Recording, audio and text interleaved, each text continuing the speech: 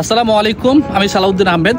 আমি এই মুহূর্তে রয়েছি নওগাঁ জেলার পৌরসা উপজেলার নিতপুর ইউনিয়নের নিতপুর থেকে বালাশহীদ গ্রামের দক্ষিণ পশ্চিমে অবস্থিত এই ব্রিজটি। আসলে এই ব্রিজটিকে পারঘাটি ব্রিজ বলা হয়। এই ব্রিজটি আসলে এই এলাকার মানুষের বহুল কাঙ্ক্ষিত, প্রতীক্ষিত। এই ব্রিজটির জন্য আসলে এই এলাকার মানুষ অপেক্ষায় ছিলেন যে কখন এই ব্রিজটি আসলে হবে। অবশেষে এই ব্রিজটি হয়েছে। অনেক লম্বা একটি ব্রিজ।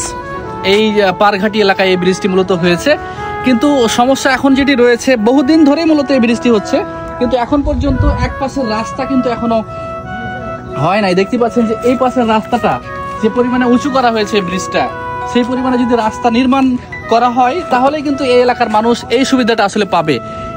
অন্যথায় কিন্তু এই সুবিধা পাওয়ার কোনো এই মুহূর্তে আসলে সম্ভাবনা নাই। কারণ অনেক এখানে যদি হিসাব করি যে অন্তত 10-15 ফিট তো অবশ্যই, বা 20 ফিটও হতে পারে, এখনো গর্ত রয়েছে। চারদিকে দেখেন বিস্তীর্ণ জলরাশি, এর মধ্যেখানে এই আসলে ব্রিজ। এই যে এই পাশটায় দেখান, এই পাশটায় কিছুটা হলেও রাস্তা কোন রকমের চলার মতো রয়েছে আর কি। ওই যে বাম পাশে দেখান, এই পাশটা কোন রকমের রাস্তাটা রয়েছে, তবে এই রাস্তায় পর্যাপ্ত পরিমাণে এখনো কিন্তু পানি তোলা হয় নাই, মাটি তোলা হয় নাই। এখন কিন্তু ডুবে গেছে। যখন আরো ভারী বৃষ্টি হবে তখন কিন্তু আসলে এগুলো সব তলিয়ে যাবে।